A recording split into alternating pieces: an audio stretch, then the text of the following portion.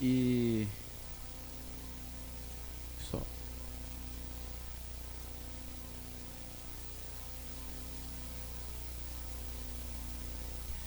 Nós vamos fazer uma série de aulas agora em que o nosso propósito é conhecer um pouco melhor do mundo do Antigo Testamento.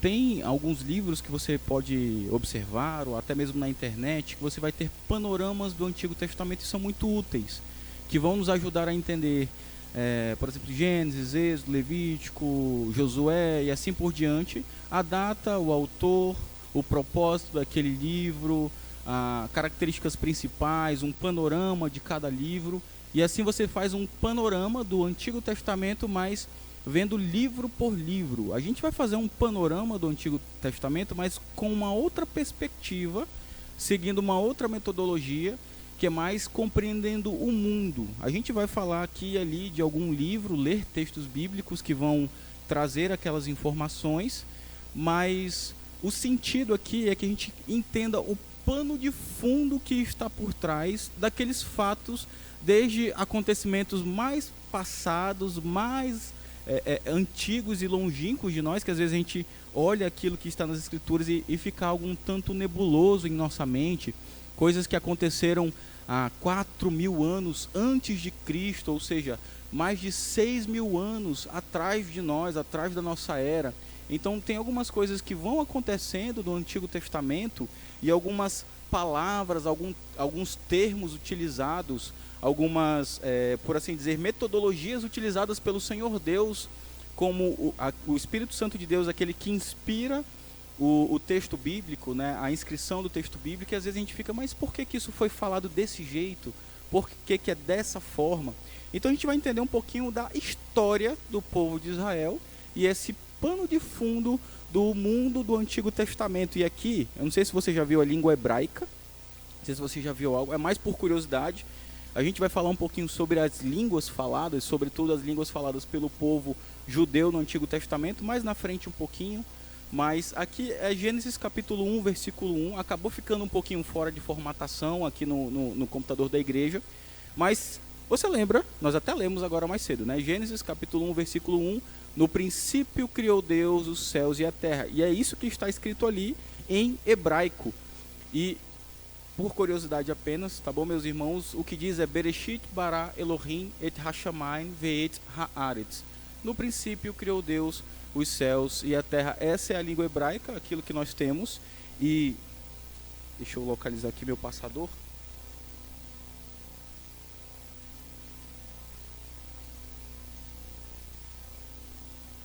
Mostrando essa imagem para vocês. O que vem à mente? Eu mostro isso daqui e pergunto, gente, o que é isso? Um pouco óbvio, né?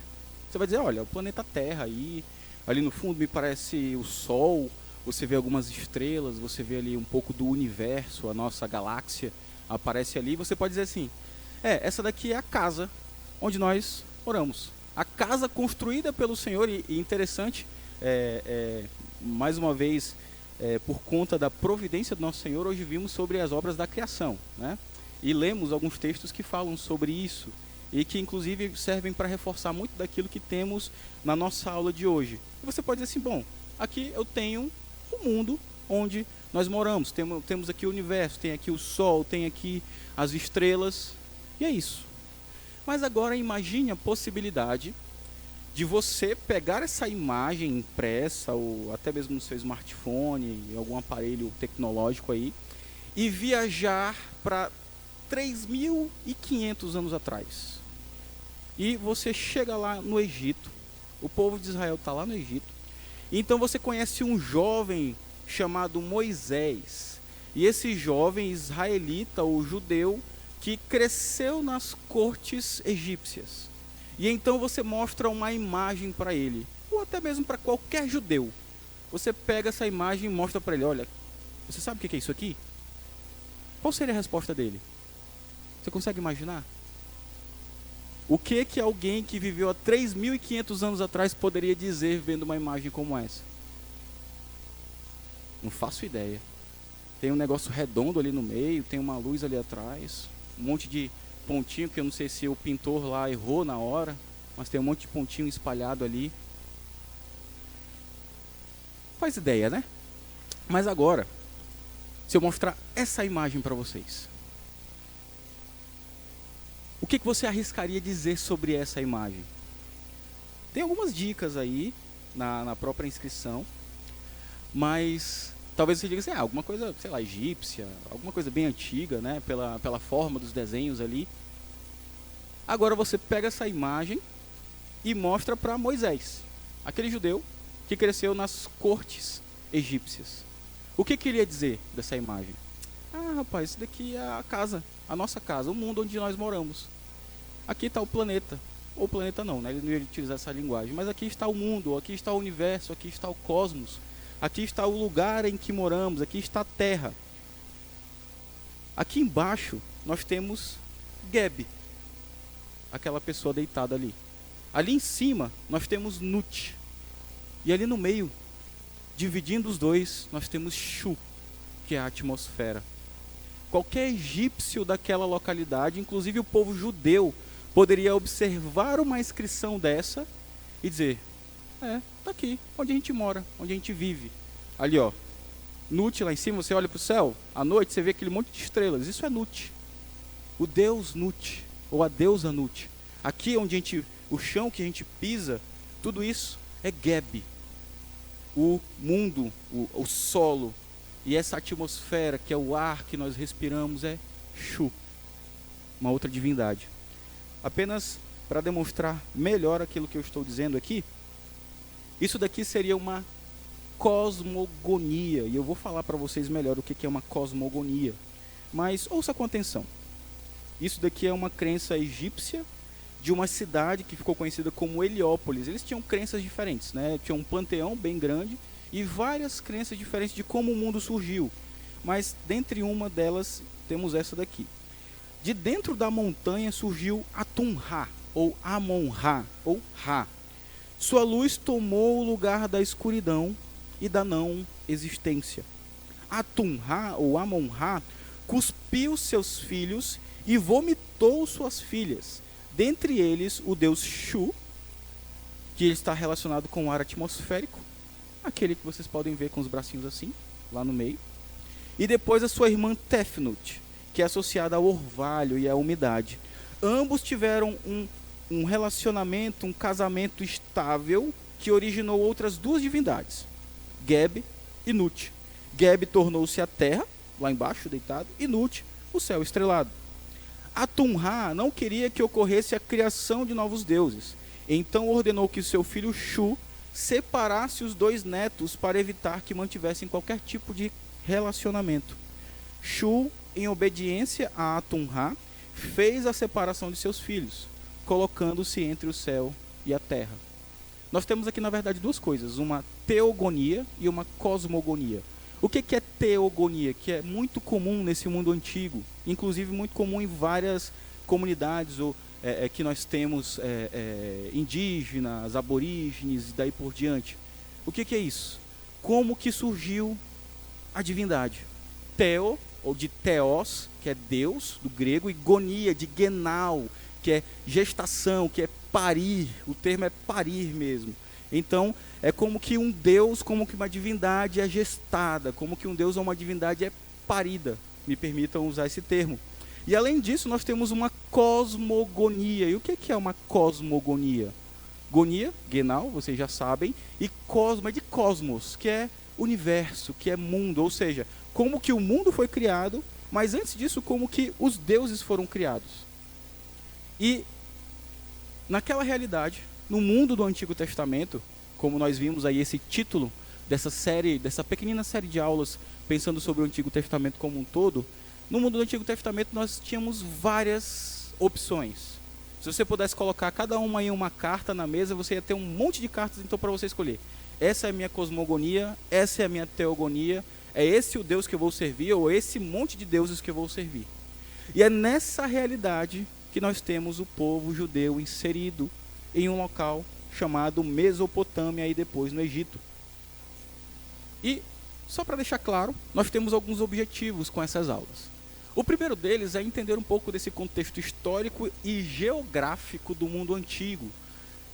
Novamente, a gente não vai livro a livro, fato a fato da história do povo de Israel. Mas nós vamos pegar alguns aspectos desse pano de fundo, inclusive da própria história do povo de Israel, e destacar algumas coisas que às vezes ficam um tanto vagas em nossa mente. Então, um contexto histórico e geográfico do mundo antigo, e a gente vai começar pelo geográfico já já. Um contexto também apologético do Pentateuco. Eu não sei se você já se perguntou qual era o objetivo do Pentateuco, ou por que Gênesis foi escrito da forma que foi. Qual é o objetivo de Gênesis? Pentateuco, Gênesis, os livros da Bíblia têm mais de um propósito no geral. E um deles, pensando aqui sobretudo no Pentateuco, os 5 primeiros livros da Bíblia, é um propósito apologético, ou um propósito teológico. E apologético é no sentido de que é um propósito de defesa da fé. Esse é o propósito do Pentateuco. Além disso, uma introdução sobre o contexto religioso do Antigo Testamento, que é muito importante para nós, porque eu não sei se você já reparou, provavelmente sim, mas o povo de Israel o tempo todo está adorando outros deuses. O tempo todo está como aquela mulher que vivia em prostituições lá da profecia de Oséias, em que o Senhor Deus ordena que Oséias case com aquela mulher. Aquela mulher é Israel, que o tempo todo estava como aquela mulher de prostituições, se relacionando com outros e não com o seu marido, e não com o noivo, e não com o Senhor Deus. E é justamente isso que nós podemos observar, a história do povo de Israel. E por isso que a gente vai tratar um pouco sobre essa história da idolatria do povo hebreu. A nossa perspectiva é seguindo alguns focos específicos, e a gente vai ver isso, essa história da idolatria do povo hebreu, e então entender um pouco desse pano de fundo. Algumas perguntas iniciais, mais provocativas. Justamente isso que eu falei. Por que Gênesis foi escrito da forma que foi? Porque quando você abre Gênesis capítulo 1, você tem descrito daquela forma. E então, como que um pequenino apêndice, ou abre-se parênteses para explicar melhor um determinado dia da criação, nós temos Gênesis capítulo 2. E vai especificar como que o ser humano, como que Adão e Eva foram criados. E então nós temos a narrativa da queda e assim por diante. Aquele primeiro momento dos 11 primeiros capítulos de Gênesis, que é chamado de o período primevo, as primeiras coisas, que é difícil até especificar uma datação, milhares de anos atrás, inclusive muito daquilo que está no mundo pré-diluviano, que era uma outra estrutura, por assim dizer, do nosso planeta. E por que as coisas foram escritas dessa forma? Uma outra pergunta, será que existem paralelos históricos quanto a fatos narrados em Gênesis? Sobretudo esses fatos mais antigos, será que outros povos também diziam alguma coisa? Será que algum povo falava sobre uma espécie de dilúvio que aconteceu por aí? Será que algum povo relata algo sobre a Torre de Babel, ou sobre um momento em que as línguas não eram várias, mas apenas uma língua unificada? A gente vai ver um pouquinho sobre isso.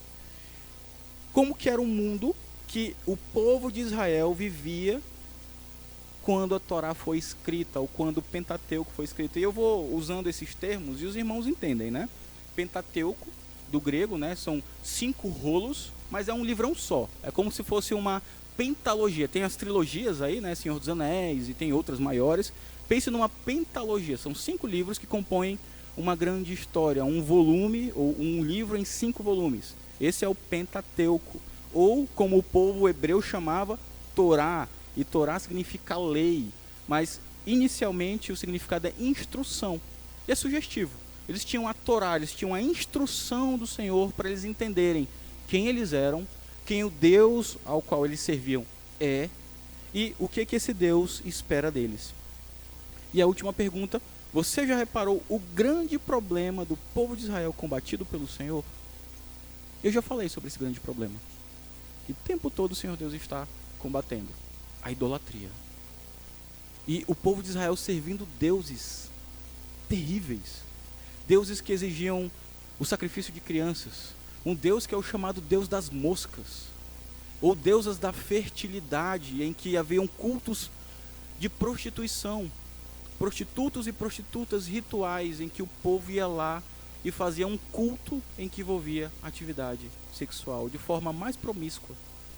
Coisas terríveis que o povo de Israel fazia lá atrás e foi se perpetrando por vários momentos da sua história.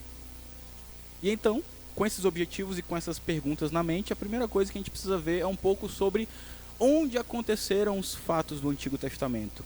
Onde essas coisas se deram. Não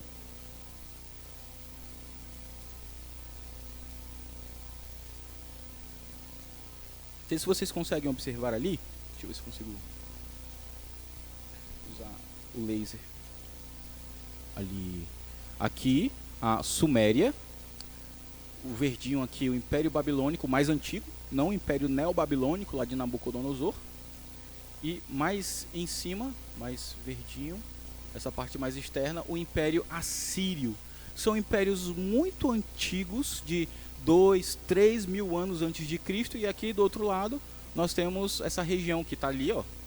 Vocês conseguem ver ali, que está aqui. Né, um zoom nela, que é onde o povo de Israel vai se estabelecer. E ali do outro lado, aqui não vai aparecer, só no cantinho ali, o Egito. Essa segunda, tem uma segunda imagem que vai aparecer melhor. Mas o que eu gostaria de destacar? A região da Mesopotâmia. Essa é a região inicial onde essas coisas todas estão acontecendo. Tem uma região ali, que é a região chamada de Crescente Fértil, que ela começa ali no Golfo Pérsico, ali embaixo. Tem os rios Tigre e Eufrates, aqui Tigres em cima, Eufrates aqui embaixo. Aqui o Mar Mediterrâneo, aqui o Mar Vermelho, aqui o Egito, e aqui logo ao lado vai ter o Nilo, o Rio Nilo. Aqui vai ficar melhor essa imagem para vocês. Essa parte verde é toda chamada de Crescente Fértil. E aquelas coisas todas que a gente vê lá no Antigo Testamento, lá atrás, todas acontecem, sobretudo, nessa região aqui do Crescente Fértil. E se você conseguir identificar ali alguns nomes, você vai ver Babilônia, Suméria, Caldeia, Ur dos Caldeus, está bem ali, de onde Abraão foi chamado, Arã mais em cima, que vai aparecer na próxima imagem, Assíria, Acádia, Síria, Canaã, e então você vê ali o Nilo e o delta do Nilo, culminando no Mar Mediterrâneo. Essa região do Crescente Fértil, ali Mesopotâmia, que é entre rios, que é uma região muito fértil e muito populosa daquela realidade de 5, 6, quase 7 mil anos atrás, é a região onde acontecem todos esses fatos. Essa próxima imagem vai deixar tudo muito mais claro. É essa mesma região, tá bom? Só que o mapa está um pouco mais limpo agora. O que nós temos aqui? Para cá está o Mar Mediterrâneo, não aparece bem na imagem, mas aqui está o rio Eufrates, e mais aqui está o rio Tigre. E aqui Ur dos Caldeus. Abra sua Bíblia em Gênesis. Gênesis capítulo 11. Vamos ler alguns versículos da palavra do Senhor. Gênesis capítulo 11. Para a gente conseguir visualizar aquilo que foi feito por Abraão lá atrás. Gênesis capítulo 11, versículo 26.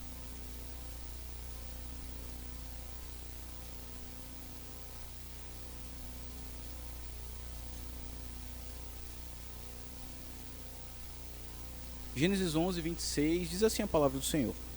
Viveu Terá 70 anos e gerou a Abrão, a Naor e a Arã. São estas as gerações de Terá. Terá gerou a Abrão, a Naor e a Arã, e Arã gerou a Ló. Morreu Arã na terra de seu nascimento, em Ur dos Caldeus, estando Terá, seu pai, ainda vivo. Então, o que acontece? Esse povo todo nasceu aqui e Arã morreu aqui. Ló, junto com Abraão, estavam aqui e depois eles vão para outro lugar. Tomou, versículo 31. Não, versículo 30 ainda. Sarai era estéril, não tinha filhos. Versículo 31.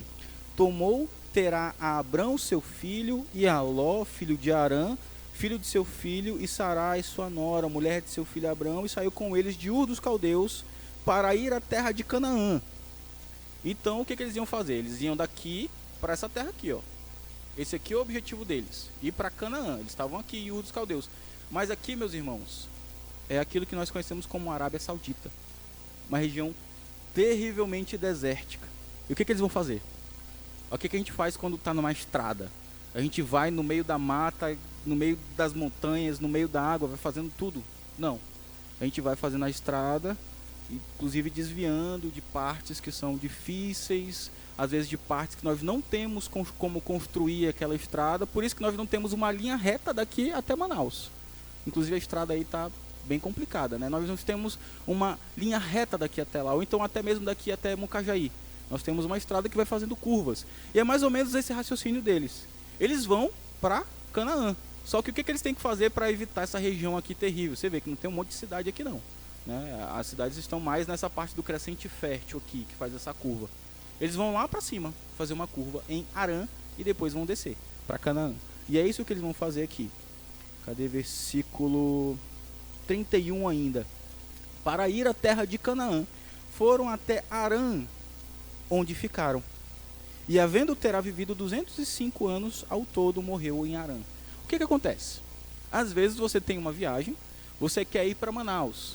Só que, de repente, no meio do caminho você para em Rorainópolis, ou uma outra cidade qualquer, você para lá em Presidente Figueiredo. Uma cidade legal, tá um clima bom, você vai lá nas cachoeiras, você achou um local legal, de repente você recebe uma proposta de emprego, as coisas começam a dar certo ali em Presidente Figueiredo, e então Manaus ficou para lá. Você se estabeleceu em Presidente Figueiredo. Foi mais ou menos isso que aconteceu. O objetivo deles era ir para Canaã. Só que na estrada, aí do meio do caminho, eles param em Harã. E as coisas foram dando certo em Harã. A gente não sabe quais são os contextos, mas o que fica claro ali é que Terá viveu 205 anos e morreu em Harã. Ele saiu com a sua família e eles iam para Canaã. Só que no meio do caminho eles ficam nessa região, e é uma região muito rica ali. Harã é bem à margem do rio Eufrates, que está aqui. Ela está do lado de lá do rio. O rio está aqui onde está o pontinho vermelho, e Harã está um pouco depois. Por isso que Josué fala, os teus pais que viveram da além do Eufrates, do outro lado do Eufrates. Na perspectiva do povo de Israel que estava ali, Harã estava do outro lado do Eufrates. E então as coisas começaram a dar certo, e eles ficaram lá por muito tempo. Capítulo 12. Ora, disse o Senhor a Abrão: sai da tua terra, da tua parentela, da casa de teu pai, e vai para a terra que te mostrarei. De ti farei uma grande nação, e te abençoarei, e te engrandecerei o nome. Sê tu uma bênção. Abençoarei os que te abençoarem, e amaldiçoarei os que te amaldiçoarem. E em ti serão benditas todas as famílias da terra. Partiu, pois, Abrão, como lhe ordenara o Senhor, e Ló foi com ele. Tinha Abrão 75 anos quando saiu de Harã.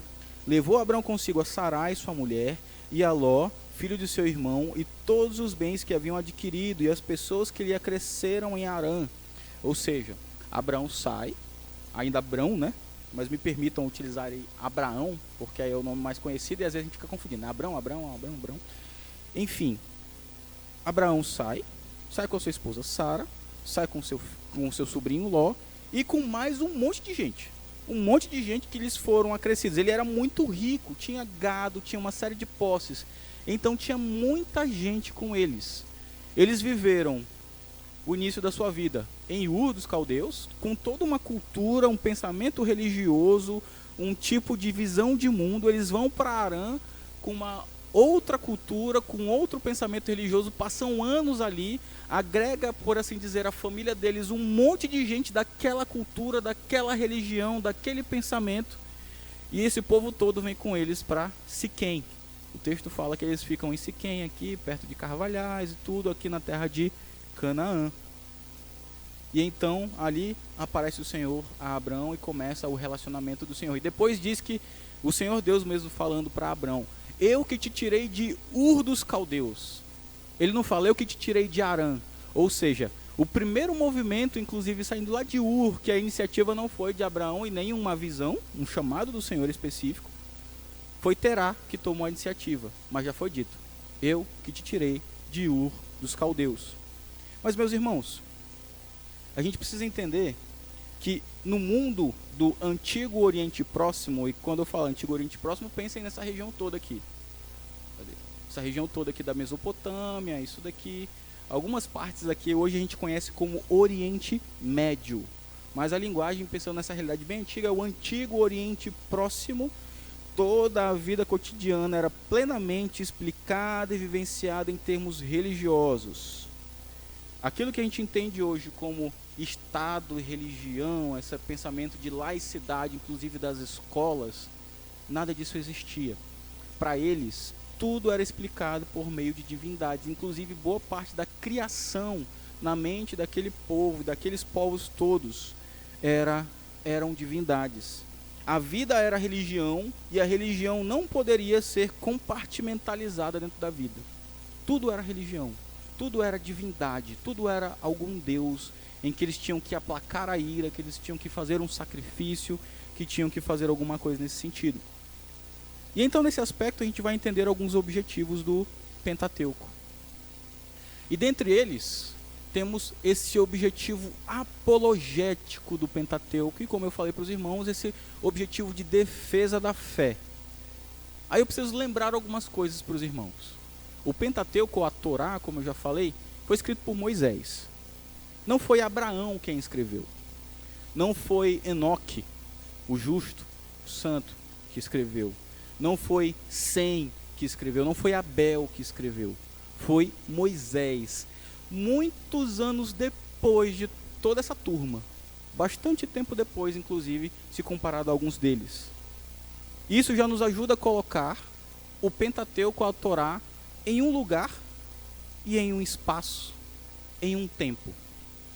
Porque se a Torá, ou se o Pentateuco tivesse começado a ser escrito por Abraão, por exemplo, você poderia entender, bom, Abraão começou a escrever, ele estava talvez em Harã, ele foi para Canaã, tem toda aquela peregrinação, mas não, é Moisés quem escreveu. Isso é muito importante, ele é por assim dizer, o autor principal.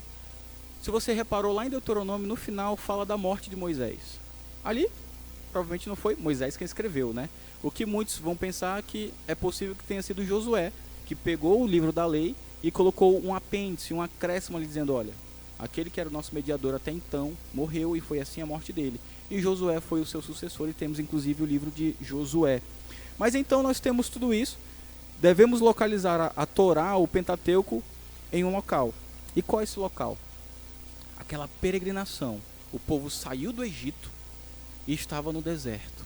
E já anos depois do deserto, o Senhor Deus diz, Moisés, registra tudo. Moisés registra. E então Moisés entrega tudo isso para o povo, para aquele povo que passou 400 anos, 430 anos mais especificamente lá no Egito, para eles terem aquelas informações. E é isso que a gente precisa entender. O contexto. O primeiro contexto é uma herança religiosa lá da Mesopotâmia. Lá atrás, inclusive nós vamos ler o texto de Josué daqui a pouco, para que os irmãos entendam melhor aquilo que eu estou querendo dizer para vocês. Lá na Mesopotâmia já existia todo um tipo de pensamento que vem com Abraão. Porque ele vem temendo sim ao Senhor, mas ele vem com um monte de gente junto com ele. Ele deve deixar a sua casa, a sua parentela e ir para a terra que o Senhor vai lhe mostrar. Mas vem muita gente. Essas pessoas tinham seus ídolos do lar, essas pessoas tinham suas práticas, essas pessoas tinham seus cultos. E Abraão estava no meio disso. Sara estava no meio disso. Inclusive, essa herança vai sendo passada de geração em geração. Mas além disso, o povo estava há 4 séculos de escravidão no Egito. E o que acontece como consequência? Vocês podem ver, por exemplo, lá em Êxodo, capítulo 32, a gente vai ler uma porção desse capítulo daqui a pouco. Eles têm uma profunda adesão à cosmovisão egípcia. O que é cosmovisão? É visão de mundo. Como os egípcios viam o mundo, como eles compreendiam o mundo. E então, o povo judeu, há 4 séculos ali, a visão de mundo deles já não era meramente judaica, mas em grande medida era uma visão de mundo egípcia. Agora, queridos, imaginem vocês, trazendo para nós. Peguem as nossas crianças, ou vocês que já tiveram uma vida escolar, alguns há mais tempo, outros mais recentemente, mas são anos. As crianças hoje fazem 12 ou 13 anos de vida escolar, desde o primeiro ano até o ensino médio, tudo, 12, 13 anos de vida escolar. E elas absorvem tanta coisa ali, tanto palavreado torpe, tanto tipo de prática, tantas coisas que elas aprendem com as outras crianças e com os professores que deviam ensinar coisas positivas, mas estão ali com as suas ideologias, com as suas religiões, ou as suas ausências de religião, e estão ali ensinando uma diversidade de coisas. E então, de repente, você está ali e se espanta com algo que o seu filho fala. Mas, menino, onde é que você aprendeu isso? Não foi comigo, não foi aqui dentro de casa. Lá na escola. As crianças, elas estão envoltas a esse mundo escolar. Aí agora pense nos jovens, um pouco mais à frente, adultos, que já têm a sua própria compreensão sobre uma diversidade de coisas, sobretudo se for um jovem crente, já tem a sua fé já mais estabelecida, mas ele vai lá na universidade, ele aprende uma série de coisas e então, de repente, aquele jovem está promíscuo, distante do Senhor, um apóstata da fé, às vezes com uma série de práticas pecaminosas, e então ali ele aprende e absorve tudo aquilo. Gente, vida escolar, 12, 13 anos, universidade, 4, 5, 6 anos. Agora pense em 430 anos, em que os pais chegaram e depois os filhos foram ensinados naquela cultura, os filhos dos filhos, os filhos dos filhos dos filhos dos filhos, até as várias gerações. O povo, que eram em torno de 70 pessoas, se tornou milhões. Muita gente cresceu e eles foram tendo filhos e ensinando. E aquele povo todo foi absorvendo toda aquela visão de mundo, todo aquele tipo de cosmogonia, de teogonia, todas aquelas informações todas. Quando eles olhavam para o céu, eles viam muito mais claramente na mente deles, as estrelas na noite, eles viam muito mais Nut do que o Senhor Deus, Criador de todas as coisas. Eles olhavam para o chão ao seu redor, eles viam Geb, e não, isso daqui foi criado por Yahvé, isso aqui foi criado pelo Senhor. Eles respiravam o ar e eles pensavam, isso daqui é Shu, que está trazendo o ar para os meus pulmões. Eles não pensavam, o meu Deus, o Deus do meu pai Abraão, do meu pai Jacó, do meu pai Isaac, o temor de Isaac, foi quem deu este ar para, então, alimentar o meu corpo e os meus pulmões. Eles não pensavam isso. O que eles pensavam? Um pensamento egípcio, ou lá atrás, mesopotâmico ainda. Poucos ali, ainda tementes ao Senhor. Inclusive o testemunho bíblico é justamente esse. Mas então, meus irmãos, eles tiveram essa adesão à cosmovisão egípcia e, por conta disso, eles conheciam uma diversidade de deuses, tinha Deus para todo gosto. Inclusive, o que é muito comum são deuses locais. E às vezes a mesma divindade que está aqui, mas numa outra cidade ela é chamada de um outro nome, e ali já é um outro nome, e às vezes os deuses recebiam os nomes da cidade. Por isso que, se você vê lá na Bíblia, tem Baal, Peor, Baal alguma coisa, outro Baal outra coisa, porque são os Baais locais. Tem o Baal dessa cidade chamada Peor, dessa cidade chamada outra cidade qualquer, e assim por diante. E isso era muito comum em todo este mundo do Antigo Testamento. Eles conheciam e serviam uma diversidade de deuses. Eles tinham uma diversidade de cosmogonias. Eles olhavam para a criação e eles entendiam, sim, isso é criação de alguma forma. Mas eu acho que foi Amon-Ra que saiu então dos mares e criou, né, Geb, criou Nut, e assim nós temos a criação. E outros iam dizer, não foi Amon-Ra. Foi Istar que criou. Foi Marduk que criou, foi um outro qualquer que criou, mas quem que pensaria em Yahvé? Esse é o contexto.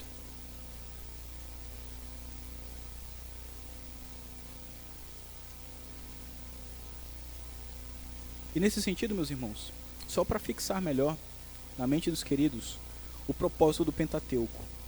Você pode ver isso, por exemplo, na sua Bíblia de Genebra. A introdução de cada livro tem uma lista de propósitos ali.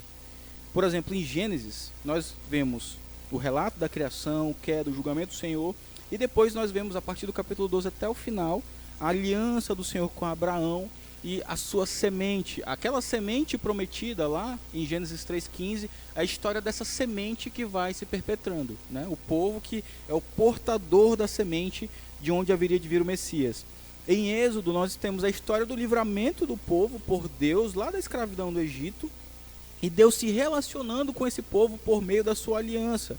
Em Levítico, nós temos, e em Êxodo ainda é dada a lei moral do Senhor, e em Levítico nós temos uma expansão disso. Nós temos as leis cerimoniais, as leis civis, o Senhor Deus estabelecendo como que ele deveria ser cultuado por aquele povo, quem era ele, demonstrando o seu caráter santo e que ele exigia santidade do seu povo. Por isso que ele diz, olha, vocês vão me cultuar assim, as festas vão ser essas, essas e essas, com tanto e tanto tempo. Ele estabelece tudo de como deveriam cultuá-lo. Por quê? para eles culto era tanta coisa, que se o Senhor Deus deixasse livre, de repente eles estavam, inclusive eles fazem isso em vários momentos, na frente do templo, um monte de prostitutos cultuais. E na mente deles eles poderiam ir, se relacionando com um daqueles prostitutos cultuais, dizer: hoje eu vou cultuar Yahvé, o Deus dos meus antepassados. Se o Senhor Deus não estabelecesse exatamente como deveria ser o culto, tudo isso poderia estar na mente dessas pessoas. Em números, nós podemos observar o Senhor provando aquele povo, purificando aquele povo, uma geração inteira morrendo no deserto e uma geração se levantando, uma nova geração. E em Deuteronômio a gente pode observar uma renovação da aliança do Senhor com aquele povo. Moisés já em final de carreira, em final de ministério, traçando ali novamente as leis, traçando ali novamente os seus discursos, dizendo: olha, vocês estão prestes a entrar na terra prometida, mas não se esqueçam que essa terra aí, vocês não trabalharam nela, vocês não plantaram nela, vocês não construíram nada nessa cidade. Quem fez isso para vocês foi o Senhor, que escolheu vocês para morarem nesse lugar e essa terra de vocês. Mas quando vocês entrarem em Canaã, jamais esqueçam que não foi por vocês, pela força de vocês, pelo poder de vocês, porque vocês eram mais legais que os outros povos, vocês eram um povinho pequenininho, desprezível, mas Deus escolheu levantar vocês lá do meio da Mesopotâmia e levar vocês para Canaã como um povo grande, milhões de pessoas. E esse é basicamente o resumo e o objetivo apologético de defesa de fé do Pentateuco. Mas um pouquinho mais de informações. Eu perguntei nisso, você acha que existe algum paralelo do dilúvio em outras culturas? E existem vários, na verdade, mas eu trouxe um, o chamado Épico de Gilgamesh. Além disso, também existe um paralelo sobre a Torre de Babel. E esse daqui foi até um pouco mais surpreendente durante as pesquisas, porque existe aí mais de um paralelo também, mas tem um bem interessante, que é o Épico de Enmecar e o Senhor de Arata. É um épico só, em que ele vai contar algumas coisas que eu vou já ler para os irmãos. Mas o primeiro, do dilúvio, e esse é mais conhecido, o Épico de Gilgamesh, é um épico acadiano, língua acadiana. E onde moravam, vou trazer lá no início, onde moravam os acadianos?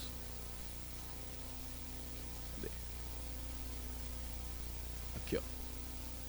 Acade. Bem aqui, no centro da Mesopotâmia. Então, teve um rei chamado Gilgamesh, e esses povos, eles tinham várias listas de reis. Os babilônicos, os sumérios, os acadianos, eles tinham listas de reis, em que eles iam dizendo: rei tal reinou tantos anos e foi poderoso e fez isso e aquilo. Seu sucessor foi rei tal, que reinou tanto e fez isso e aquilo. Dentre um desses reis, dessas listas, está o Gilgamesh, lá dos acadianos. E ele vai dizer o seguinte nesse épico dele. É um breve resumo, tá, meus irmãos? Para a gente até não perder tempo com tanta coisa assim, é só para a gente entender um pouco desse contexto. O deus Enil, já um outro deus, uma outra divindade, resolveu inundar o mundo para exterminar a raça humana. E o deus Ea avisou a um rei que era súdito seu, um rei acadiano, para construir uma grande embarcação. Qual é o contexto aqui? Na teogonia, os reis foram criados por um rei que surge também de uma forma lá que até um tanto quanto inadequada trazer para os irmãos. Esse rei surge e então ele vai de si mesmo produzindo outros deuses. E então nessa teogonia um deus resolve, acha assim que está tudo muito pesado para os deuses, eles estão tendo muito trabalho, então ele resolve criar a humanidade para trabalhar para esses deuses. Só que a humanidade fazia muito barulho, é povo barulhento, os seres humanos. Então o deus Enil, ele resolve exterminar. Não, eu não quero seres humanos. Eles fazem muito barulho, eles são muito inquietos. E então ele resolve inundar todo o mundo. Só que o Deus que criou os seres humanos, Ea, ele avisa o rei acadiano, que era o seu fiel discípulo, e por isso que é uma lenda acadiana.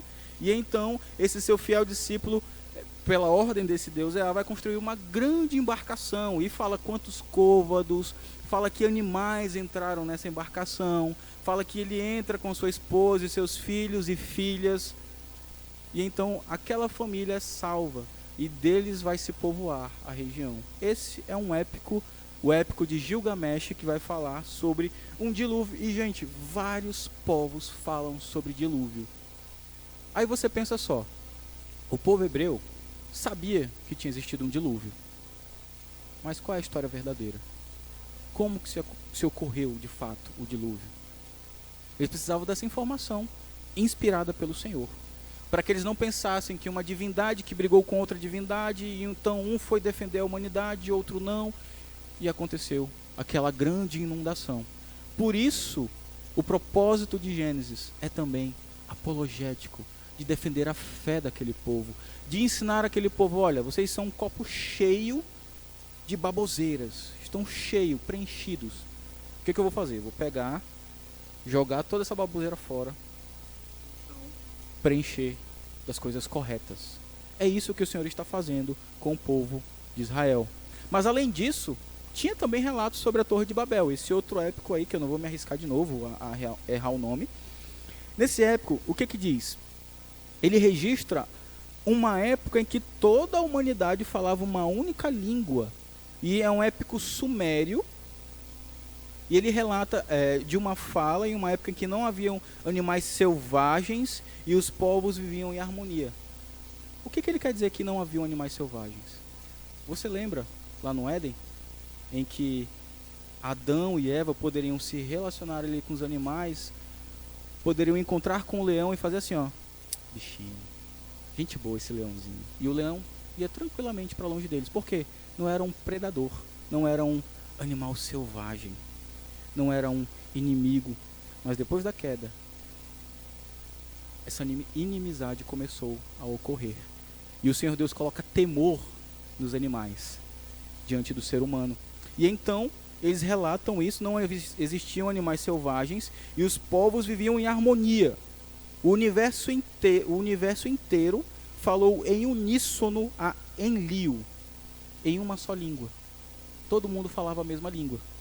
Mas houve uma discórdia, e então isso foi mudado, e as línguas foram divididas. Ele não fala expressamente da torre, e que houve essa construção dessa torre, mas ele fala de uma única língua, em que por conta de uma discórdia, as línguas foram divididas, e os povos foram espalhados. Nós vemos isso. O Senhor Deus nos conta como que isso de fato aconteceu lá em Gênesis 11. Então, o que acontece? E é isso que eu quero que os irmãos tenham bem claro em mente. O povo de Israel ouvia que todo mundo antigamente falava uma língua só. E então começaram a existir várias línguas. O Senhor Deus, em Gênesis, conta para eles: gente, isso é verdade, mas deixa eu ensinar para vocês a história correta. E então ele ensina que um homem teve uma ideia de construir uma torre, e essa torre em ofensa ao Senhor diretamente. E então Deus vem e confunde as línguas para humilhar o ser humano em seu pecado. Além disso, o povo tinha ouvido sobre uma grande inundação, e Deus vem: olha, isso aconteceu, mas deixa eu ensinar para vocês a história correta. Inclusive havia um homem justo, antepassado de vocês, chamado Noé.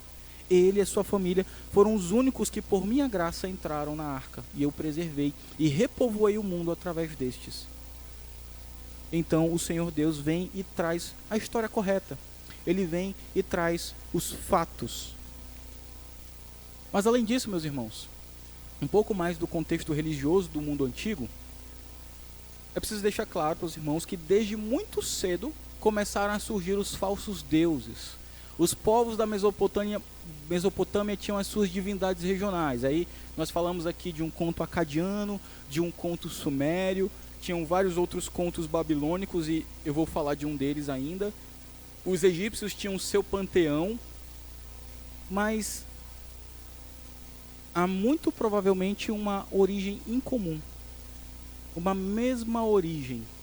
E essa origem remonta a um homem que está na Bíblia, chamado Nimrod. E aqui você não consegue, se você procurar nas escrituras, você não consegue localizar essas informações, até porque não era propósito do Senhor. Mas vários estudiosos da cultura semítica, estudiosos do Antigo Testamento, inclusive vários judeus que iam registrando a história em algo chamado Targums.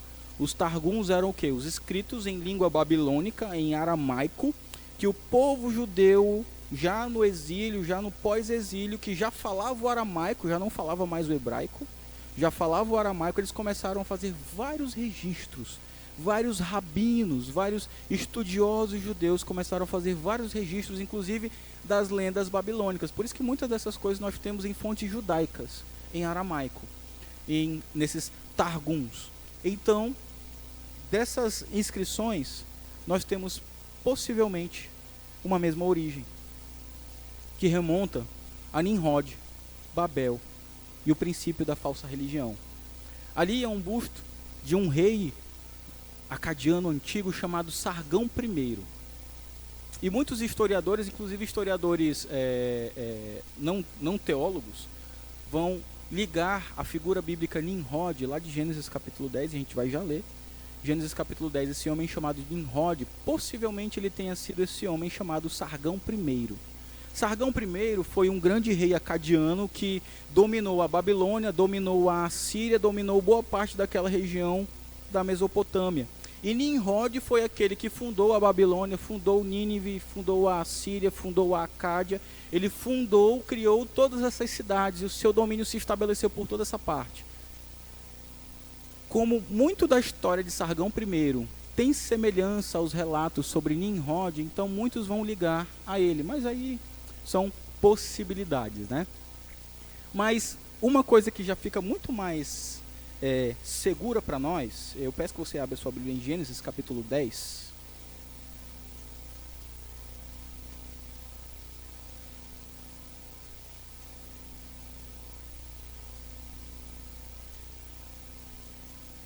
Gênesis capítulo 10.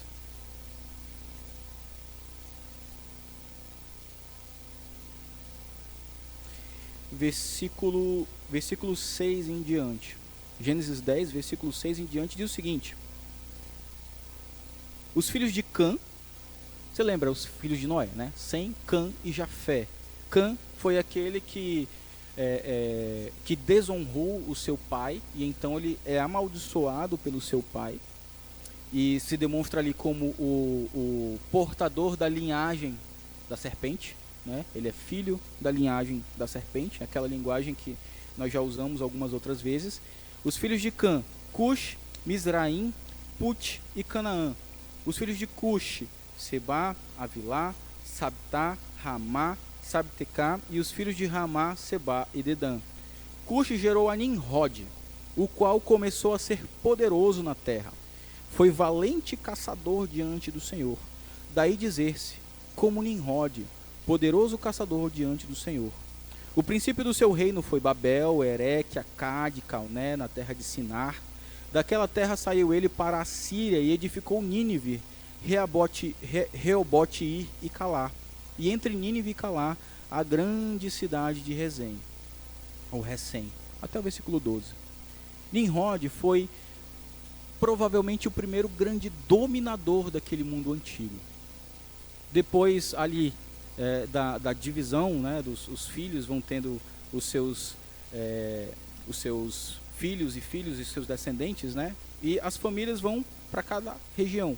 E Cã, ele fica um tanto isolado, e seus filhos então vão se afastando, e então de repente nasce esse homem chamado Nimrod, e ele era um poderoso caçador. E o termo caçador aqui, ele não remete a um caçador de animais. Por exemplo, ele era um poderoso caçador. Ele ia lá e achava aquele lobo grandão, mas ele era muito bravo, ele era muito corajoso, ia lá e pegava aquele lobo, porque ele era um excelente caçador. Mas Nimrod, provavelmente, assim como na história sobre Sargão I, foi o primeiro a escravizar pessoas. Sabe o que ele era caçador? De seres humanos. Por isso ele era poderoso caçador. E esse diante do Senhor não é a ideia de estar diante da face de Deus. Ele era um poderoso caçador diante do Senhor, mas era contra o Senhor, querendo profanar o nome do Senhor. Esse é o sentido do termo. E então Nimrod ele vai estabelecer reinos, ele vai dominar sobre pessoas, provavelmente utilizando-se da força, da escravidão, e assim ele vai estabelecer construções antigas, como os sumérios, acadianos, babilônicos construíram como essa. E provavelmente era algo assim o formato da Torre de Babel.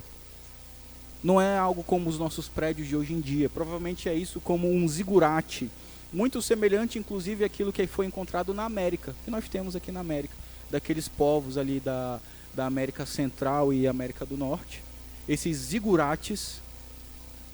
Nisso nós temos a Torre de Babel.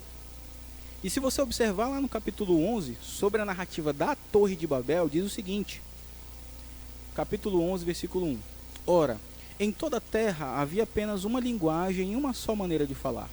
Sucedeu que, partindo eles do Oriente, deram com uma planície na terra de Sinar. Sinar foi onde? Sinar foi um local que foi fundado por Nimrod. Partindo eles na terra de Sinar e habitaram ali. E disseram uns aos outros, vinde, façamos tijolos e queimemo-los lá os tijolos, queimemo-los bem. Os tijolos serviram-lhes de pedra e o betume de argamassa. Disseram, vinde, edifiquemos para nós uma cidade e uma torre cujo topo chegue até os céus, e tornemos célebres o nosso nome, para que não sejamos espalhados por toda a terra. Perceba, a ideia destas pessoas e a tradição judaica, inclusive o historiador Flávio Joséfo, ele conta essa história na perspectiva judaica, e segundo esses registros ele vai dizer que Nimrod era o líder que estava por trás daqui. E fala aqui, a torre inclusive é a Torre de Babel, que foi fundada por Nimrod. Eles estavam na terra de Sinar, que também foi fundada por Nimrod. Então qual a ideia por trás daquele líder e daquele povo? Deus mandou que a gente se espalhasse por toda a terra. Não, vamos ficar aqui, todo mundo aqui. Ele quer que a gente se espalhe para glorificar o nome dele, mas não, nós vamos fazer célebre o nosso nome. É o nosso, não de Deus. Além disso, nós vamos construir uma torre para ficar elevado, que se ele quiser fazer outro dilúvio, que faça. Porque essa torre vai ser tão alta que as águas não vão chegar nela. É isso que está na mente dessas pessoas. É isso que eles querem. Só que vem Deus, com seu poder, com sua soberania, confunde as línguas, e então aquele povo todo é espalhado. Eles recebem ali o juízo do Senhor. E meus irmãos, por trás de Nimrod há uma lenda babilônica, registrada pelos judeus, nesses Targums, como eu falei para os irmãos. Primeiro eles dizem que Nimrod é o grande mentor por trás da construção de Babel. Depois eles dizem que Nimrod casa-se com a própria mãe. Ele se casa com sua própria mãe e eles vão viver sua vida de casados. Só que Nimrod morre. Ele é assassinado por um antepassado seu. Algumas fontes vão dizer que foi um antepassado chamado Sem ou Shem, referindo-se lá a Sem, mas aí talvez seja um tanto forçado aí das fontes judaicas, mas ele foi morto por um antepassado seu, Nimrod. E após a morte de Nimrod, Semiramis, que era essa esposa com quem ele se casa, ela se achou grávida. Provavelmente não de Nimrod, já de uma outra pessoa, de um outro homem. Só que aí, se a sociedade estava dizendo, olha aí, você traiu o seu marido, você está grávida agora, o que ela começa a dizer? Nimrod, aqui são registros do que seriam as palavras de Semiramis, a sua esposa / mãe. Nimrod é o príncipe dos céus, e quando ele morreu, ele na verdade retornou para o seu lugar. Mas todas as manhãs Nimrod renasce e acorda para nos aquecer, nos iluminar e nos proteger. Enquanto o sol nascer, ele estará conosco, porque ele é o Deus Sol. E é interessante que os povos, em toda a diversidade de culturas, adoram o Deus Sol. Ele é o Deus Sol. Aqui. Se um dia o sol não vier a aparecer, então vocês poderão dizer que Nimrod morreu de fato. E então ela diz, eu estou grávida do espírito do Deus Sol. E ela tem esse filho e dá o nome de filho de Tamuz. Tamuz, inclusive, é o nome de uma divindade que depois vai ser adorada em larga escala em várias religiões ali do contexto. Só que Tamuz, ele muito jovem ainda, um rapazote aí, 12, 13 anos, morre numa caça a um javali. O javali vem e mata ele. E então, segundo essa lenda, Semiramis, que já estava ali como que uma suma sacerdotisa daquela religião que estava sendo estabelecida, depois de Babel, ali naquela cultura babilônica e acadiana, ela junta outras mulheres e vão fazer um momento de lamento, de choro, de 40 dias, de jejum, de lamento e de choro. E então, segundo essa lenda, Tammuz ressuscita. E ele se torna a divindade da fertilidade, a divindade das plantações, porque todo ano eles tinham que estabelecer um choro, um lamento, que é o tempo de escassez, o tempo de seca, porque Tammuz estava morto. Mas através desse choro de lamento eles iam fazer a ressurreição de Tammuz, e então a vegetação ia florescer e os campos iam ficar verdejantes e assim por diante. E isso se dá um ciclo anual. E nós encontramos o povo de Israel fazendo isso, inclusive lá. Eu não vou ler esse texto agora, por causa do tempo, mas na aula que vem eu vou fazer a leitura desse texto. Mas lá em Ezequiel, capítulo 8, você vê as mulheres fazendo um grande pranto em homenagem a Tammuz. Ou seja, aquilo que começou lá na Cádia, lá na Mesopotâmia, milhares de anos antes. O povo de Israel, lá no exílio, estava chorando a Tammuz. E nós encontramos o povo de Israel adorando ao Deus Sol, e inclusive adorando aquela que começa como Semíramis e vai passando por outros tantos nomes, adorando a Rainha dos Céus, que é como ela se autoproclama. Se Nimrod é o Deus Sol, Semíramis vai ser a Rainha do Céu, ou a deusa Lua. E Tammuz vai ser esse Deus da fertilidade, que vai ser pranteado. Tammuz significa bom filho. Meus irmãos, o segundo sino já bateu? Ou foi só o primeiro? Primeiro, né? Então nós temos aí uns 2 minutinhos. Eu só queria que vocês lessem comigo Gênesis 31. Gênesis capítulo 31, dos versos 17 a 21. Pronto, foi só falar que tinha 2 minutinhos, né? Vamos só fazer essa leitura, orar ao Senhor e continuar de onde paramos para a próxima aula. Gênesis 31, versos 17 a 21.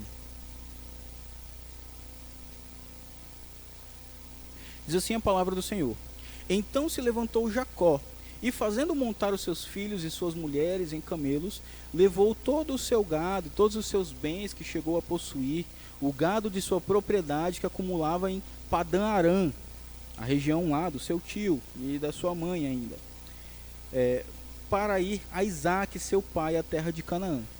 Tendo ido Labão fazer a tosquia das ovelhas, Raquel furtou os ídolos do lar, que pertenciam a seu pai.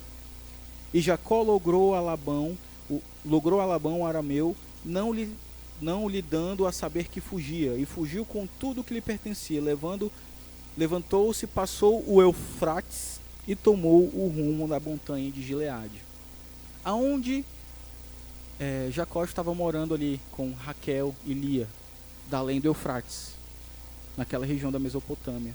E então, na hora que ele está fugindo, qual é a ideia de Raquel?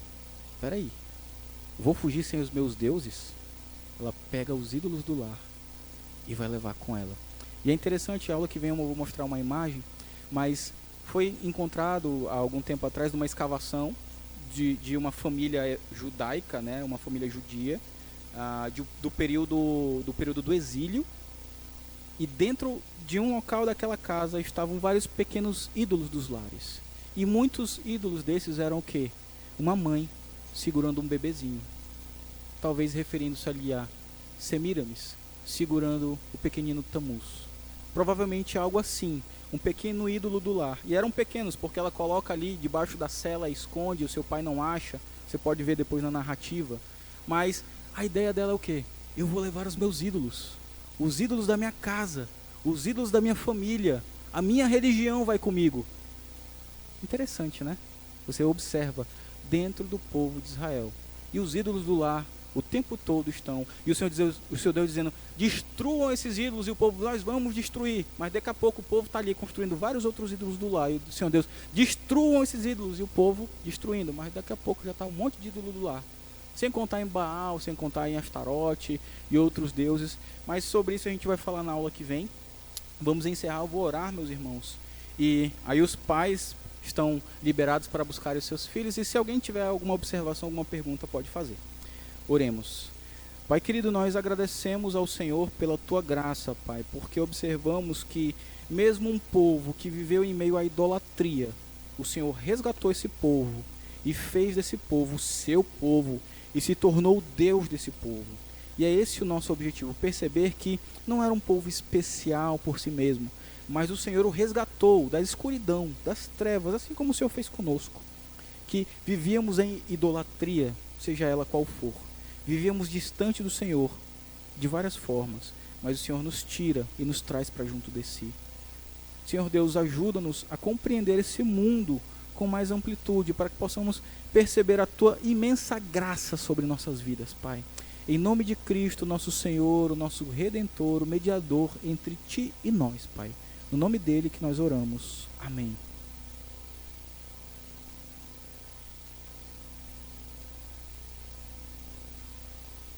Estamos liberados, irmãos.